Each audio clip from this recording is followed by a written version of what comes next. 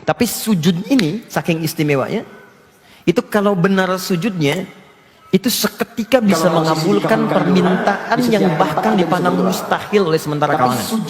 Kalau dia membutuhkannya. Bahkan ini perintah Quran. Kata Allah, kalau sedang sujud, minta yang paling istimewa, jangan minta yang biasa. Jadi kalau Anda berbisnis, minta suksesnya yang paling tinggi, jangan nanggung. Kalau di kedudukan, minta kedudukan yang paling tinggi, yang dengan itu bisa membuat polisi yang baik, kebijakan yang bagus. Kalau Anda ngerjakan apapun, cari tingkat yang paling tinggi, yang paling bagus. Itu saat sujud. Maka turunlah Quran surah ke-48 ayat 29.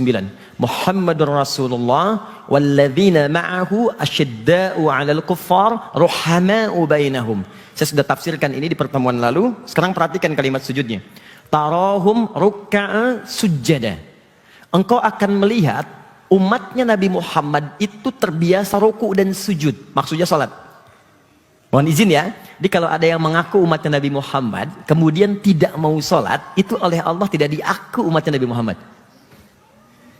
Kata Allah, umat Nabi Muhammad itu pasti kelihatan sholat. Jadi kalau dia nggak sholat, diragukan apakah umat Nabi Muhammad atau bukan. Di awal hati-hati, lihat anaknya. Kalau Anda sudah mulai sholat ke masjid, bagus, alhamdulillah. Ke majlis ta'lim bagus, tapi jangan sholat sendirian. Barangkali ada anaknya yang belum beranjak lebih baik. Ada kemudian misalnya cucu yang harus dimotivasi, ajak semua ke surga. Surga terlalu luas untuk Anda sendirian. Bahkan banyak ayat surga itu meminta kita untuk peduli pada keluarga. Quran surah ke-66 ayat ke-6. Ya ayyuhalladzina amanu qu anfusakum wa ahlikum nara. Hei orang-orang yang telah menyatakan dirinya beriman, jaga dirimu dan keluargamu. Jaga anakmu, jaga istrimu, jaga suamimu, keluarga besarmu. Ajak mereka ke surga. Jaga dari neraka. Jangan sampai itu anak yang dikandung 9 bulan, yang disayang-sayang, tiba-tiba berteriak, "Mama tolong saya, ayah tolong saya." Dan Anda nggak sanggup menolongnya. Kata Allah, jaga itu. Nah, bagaimana menjaganya? Maka saat di dunia kompak untuk beramal saleh. Makanya nanti ada anak yang saat dirawat orang tua, dan dia dijaga untuk melakukan amalan yang sangat spesial, ada yang ke surga itu langsung menggandeng bapak ibunya. Itu ada di Quran surah 13 ayat 23 sampai 24. Quran surah 13 ayat 23 sampai 24. Jannatu adnin yadkhulunaha. Ada orang-orang, anak-anak yang nanti akan masuk surganya lewat surga Aden. Dimasuk surga Aden, ya. Saking pengennya ke surga Aden ini, banyak orang-orang di bumi menamai dirinya dengan Eden. Ada pemain bola, Eden Hazard, ya, yang dari Chelsea pindah ke Madrid, gitu kan? Sekarang Aden itu dari Eden surga. Tapi spesial, anak ini akan masuk lewat surga Aden, tapi akan diparadekan ke semua pintu surga. Karena nanti ahli puasa masuk lewat pintu puasa saja, Ar-Rayyan. Ahli tahajud masuk pintu tahajud. Tapi ada satu anak, saat masuk surga, dia lewat surga Aden, tapi akan diperkenankan masuk dari semua pintu surga. Sampai surga tertingginya. Dan dahsyatnya, dia bisa menggandeng bapak ibunya. Wa man salaha min abaihim. Lalu dia gandeng bapak ibunya yang saleh. Wa azwajihim. Kalau dia sudah menikah, dia gandeng istrinya. Istri menggandeng suaminya. Wa auladih wa dzurriyyatihim. Dan semua keluarga besarnya di belakang ikut. Satu keluarga masuk surga semuanya. Wal malaikatu yadkhuluna alaihim min kulli babin salamun alaikum bima sabartum.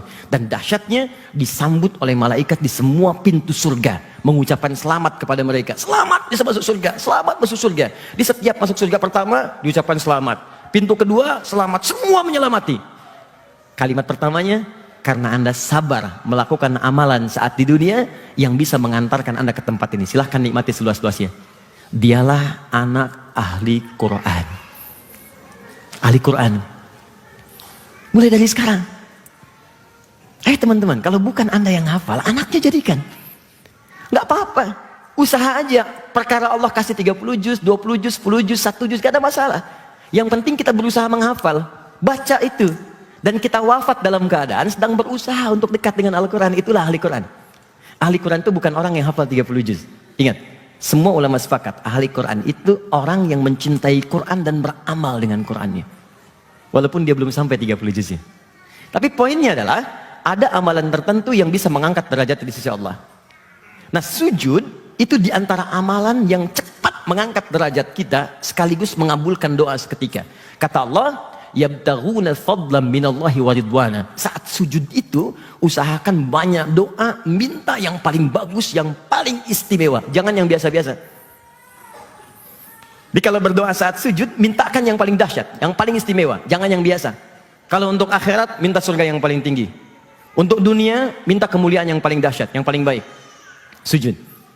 Tapi pertanyaannya, apakah semua orang sujud bisa memungkinkan doanya terkabul? Belum tentu kalau dia tidak tahu caranya. Karena itu sekarang kita belajar bagaimana caranya bersujud, kemudian memohon kepada Allah, dan seketika apa yang kita mohonkan kalau kita butuhkan dikabulkan oleh Allah Subhanahu wa taala. Jadi pertama, hikmah sujud itu kemuliaannya, esensinya bisa mempercepat terkabulnya doa. Atau ini?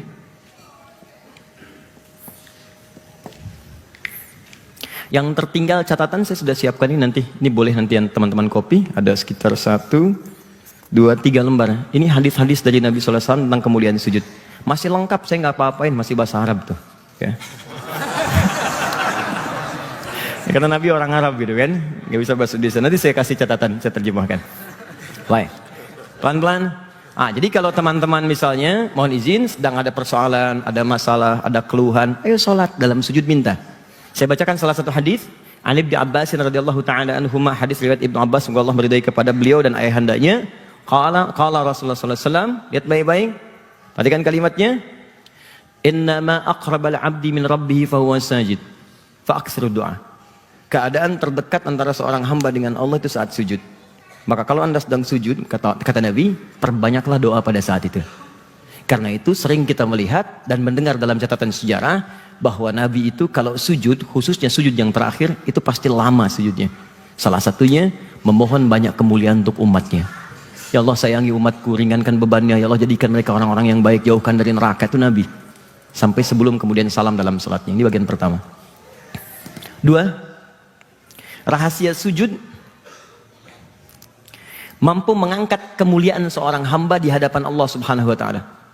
Jadi kalau Anda ingin dianggap mulia oleh Allah, ingin diangkat derajatnya, dimuliakan langsung oleh Allah, itu adalah orang-orang yang sering banyak atau memperbanyak sujud dalam hidupnya. Mulia di hadapan Allah.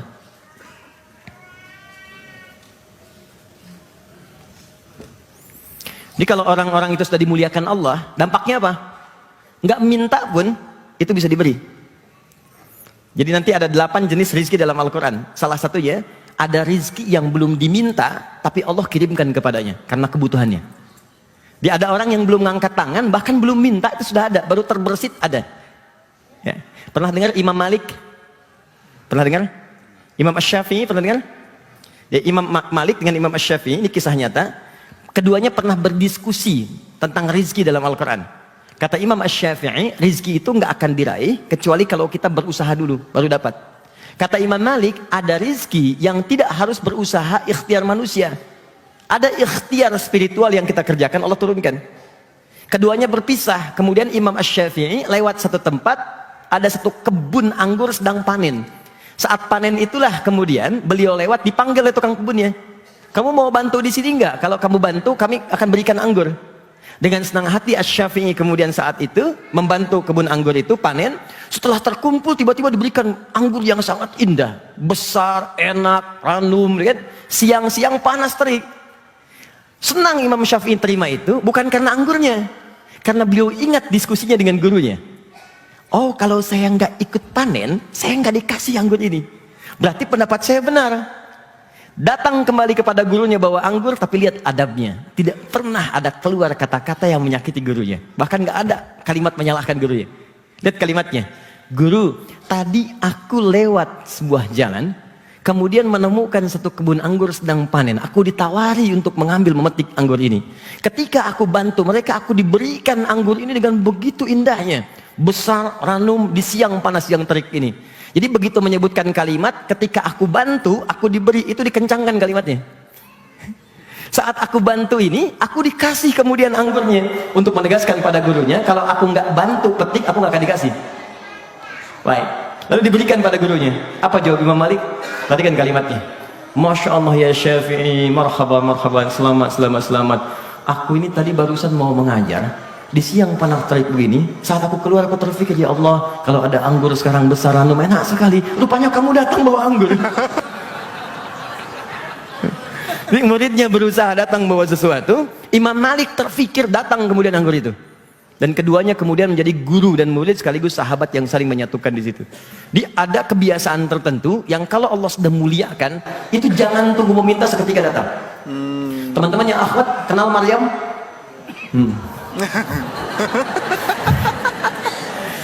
Imannya kuat sekali kenal Maryam. Oke, Quran surah ketiga ayat 37, paling kiri sebelah bawah. Oke, saya tanya begini, Maryam itu Nabi bukan? Bukan. Rasul bukan? Bukan. Maryam, Bunda Maria, di teman-teman kita yang Kristen, Nasrani, Bunda Maria, Maryam. Maryam itu sejak dalam kandungan ibunya, itu sudah dinazarkan kepada Allah supaya jadi seorang perempuan yang khusus rajin ibadah saja, berkhidmat pada kepentingan ibadah, rajin sholat, sujud. Sholat sudah ada ya, sholat itu sudah ada bahkan sebelum syariat Nabi Muhammad, cuman kita lebih sempurna sekarang dengan ruku dan sujudnya. Dulu sudah ada. Nabi Musa itu sholat, ada di Quran surah ke-20 ayat ke-14, wa aqimis sholata lidzikri. Nabi Zakaria sholat, Quran surah ketiga ayat 38 sampai 39. Nabi Ismail, ya kakek Nabi ke-29, itu sholat, ada di Quran surah 19 ayat ke-55, wa kana ya'muru ahlahu bis shalah. Nabi Isa, Yesus Al-Masih sholat, ada di Quran surah ke-19 ayat 31 sampai 33. Itu sudah ada salat.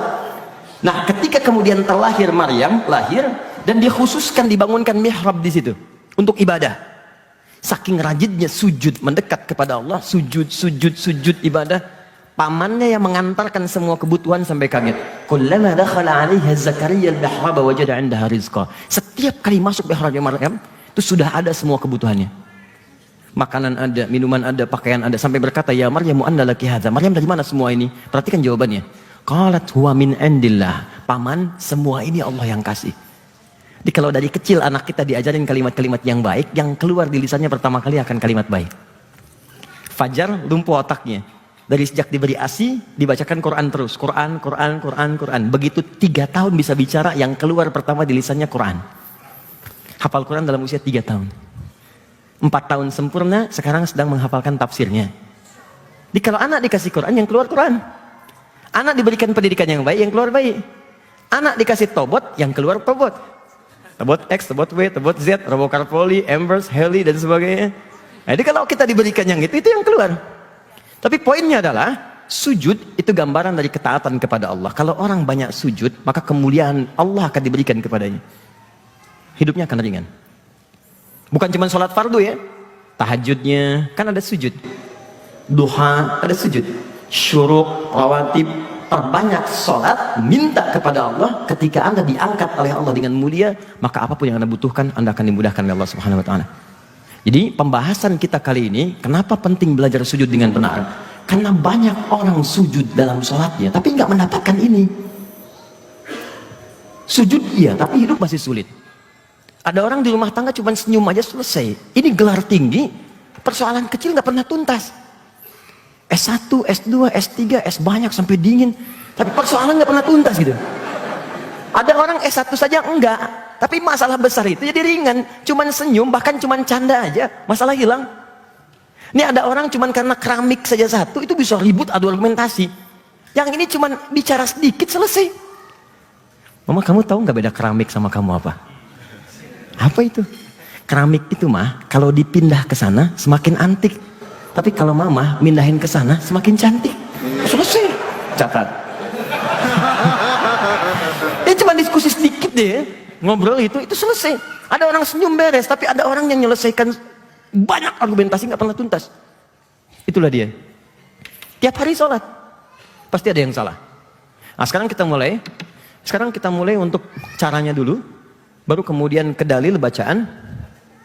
Apa yang dibaca dalam sujud? Doanya apa? Apa artinya? Bagaimana membaca doa itu dengan bahasa hati kita? Jangan-jangan selama ini sujud tapi nggak paham artinya. Ya, bagaimana bisa merasakan kenikmatan sholat? Yang kedua, banyak orang sujud tidak membaca doa itu dengan hatinya, cuma di lisan aja. Subhanallah, Allahu Akbar, Subhanallah wa bihamdi Allahu akbar. Subhanallah wa bihamdika Allahumma ighfirli Allahu akbar. Cuman itu saja. Kalau cuman itu anak kecil pun bisa. Apa bedanya kita dengan orang lain? Pada pemaknaannya. Nah, sekarang kita mulai dulu dari sini cara. Setelah itu ke sini dan saya coba terangkan setiap detailnya. Saya mohon izin ini bisa dikosongkan. Saya mau naik ke sini, boleh ya? Alhamdulillah. Di sini, Mas. Baik. Kelihatan saya? Kelihatan ya?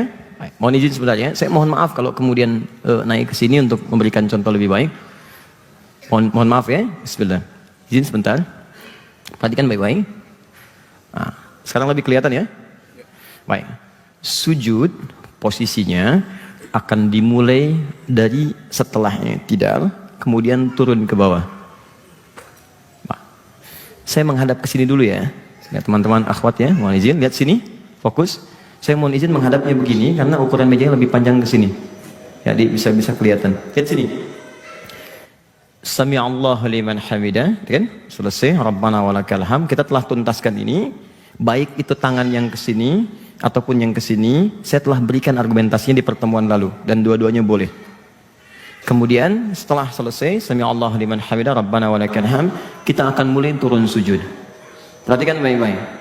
Satu, dalam posisi turun sujud, maka posisi kaki tidak berubah. Lebarnya masih selebar dengan bahu di sini. Dia tidak terlampau kemudian lebar, tidak terlampau rapat. Dalam posisi akan turun. Dia tidak harus merapatkan begini dulu sujud, tidak harus melebarkan kemudian sujud. Cukup biasa selebar dengan bahu. Jelas sampai di sini? Baik, nanti saya terangkan maknanya. Kemudian yang kedua, tahan sini. Kita akan turun sekarang. Allahu Akbar. Bisa diucapkan Allahu Akbar dulu baru turun. Bisa turun dulu saat sujud mendekat Allahu Akbar. Atau bersamaan saat akan turun Allahu Akbar. Dalam turun ini, perhatikan. Ada dua anggota tubuh yang bisa kita gunakan untuk turun terlebih dahulu ke tempat sujud. Pertama, mulai dengan lutut. Ya. Saya praktekkan, kita turun, lihat baik-baik. Allah, ya, perhatikan lutut dulu, jelas. Baru kemudian telapak tangan, Akbar. Saya ulang ya. Lutut terlebih dahulu, ini, turun, lutut, baru kemudian telapak tangan. Baik, saya menghadap ke sebelah sini, mohon izin. Begini. Lutut dulu, tidak ada perbedaan laki-laki dengan perempuan, semua sama. Lutut dulu, gini. Baru kemudian telapak tangan. Baik, jelas sampai sini? Baik. Yang kedua, bisa gunakan telapak tangan dulu, ini. Oke, saya ulang. Gunakan telapak tangan, akan turun misal. Allah, telapak tangan ini. Baru kemudian lutut. Akbar. Jelas? Saya ulang. Gunakan telapak tangan dulu, turun. Telapak tangan gini. Baru kemudian lututnya seperti ini. Jelas sampai sini? Oke. Sekarang Ustadz, kalau pakai lutut boleh, pakai telapak tangan boleh. Apa dalilnya? Untuk yang pakai lutut, hadisnya ada di Abu Daud. Abu Daud nomor